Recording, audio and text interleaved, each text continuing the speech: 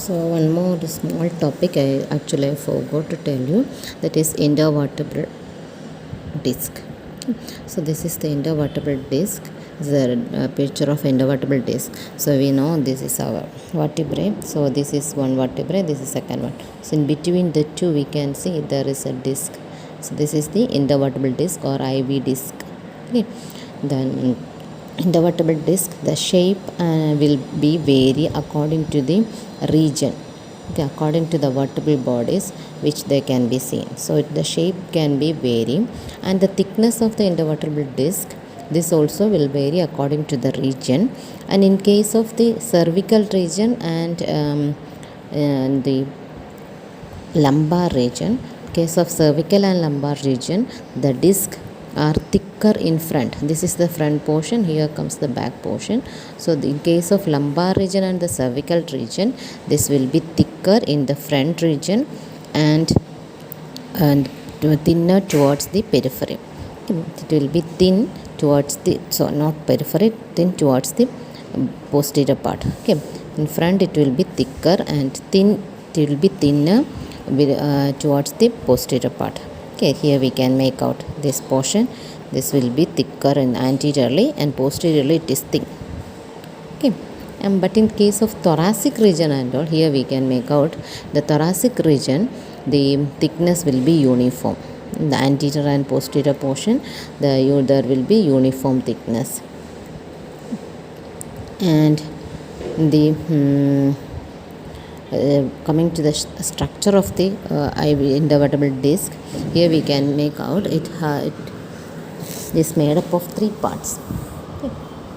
It is made up of three parts, and here we can see at the center portion, this portion that is known as nucleus pulposus. That is known as nucleus pulposus. This portion again, nucleus pulposus. So it is actually a soft and gelatinous at birth. It is this is the central part of the intervertebral disc, and this portion will be soft and it is gelatin like at birth, and it contains 90% of water in the newborn, and it will be reduced up to 70% in the old age people. It is a remnant of a notochord, nucleus pulposus. Notochord is seen is in the embryonic time. Okay. So it is a remnant of a notochord. Okay. So it acts as a shock absorber, this nucleus pulposus. So this acts as a shock absorber, and it has a water binding capacity, and it also elastic in nature. When the age progresses, when this elastic capacity also will be reduced. In the old age people, the elastic capacity of nucleus pulposus will get reduced. Okay, so that is nucleus pulposus. So it's a gelatinous and soft material seen in the central part of the IV disc, intervertebral disc. Contains mucoid tissue and also contains water. Okay. And outer to the this nucleus pulposus, we can see there is a peripheral part which is made up of collagenous fibers, and collagenous fibers can be seen in the outer portion, this portion, and there will be a wider inner zone of fibrocartilage, outer zone of the fibrous region, that is collagen fibers, and also there is an inner zone of the cartilage. So this forms the another portion, that is annulus fibrosus. The outer portion is known as annulus fibrosus. Okay. So this is made up of collagen fibers actually, and in the innermost portion, towards the innermost portion, there will be some fibrocartilage pieces also can be seen. Then the third part is the outer,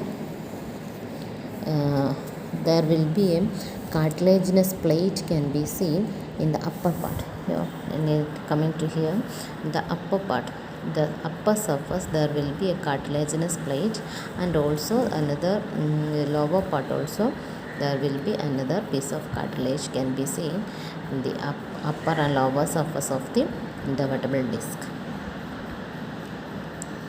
Below the other one, above and below the nucleus pulposus, this central portion. So above and below the nucleus pulposus there will be a cartilaginous piece can be seen. So two cartilaginous plate. So these are the parts of the IV disc.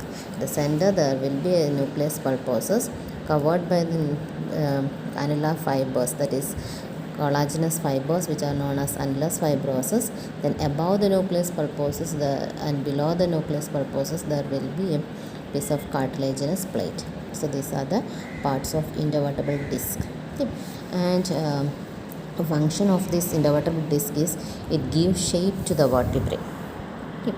Vertebral canal, vertebral column. This is our vertebral column.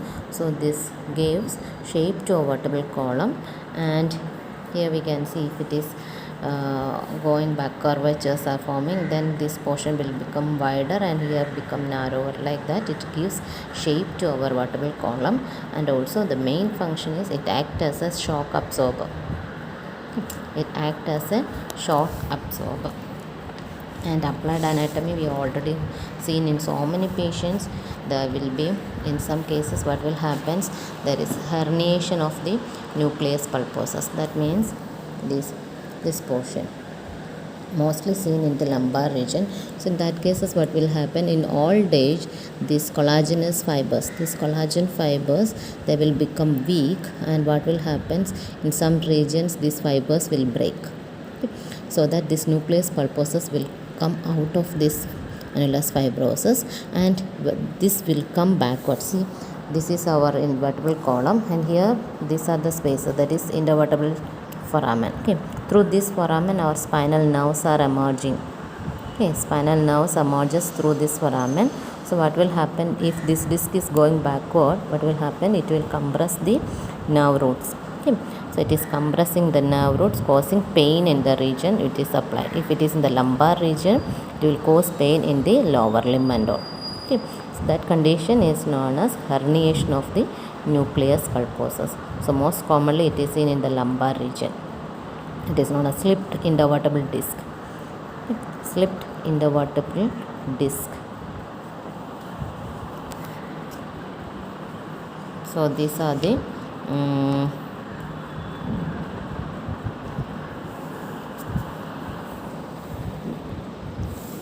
points to be noted for in case of intervertebral disc.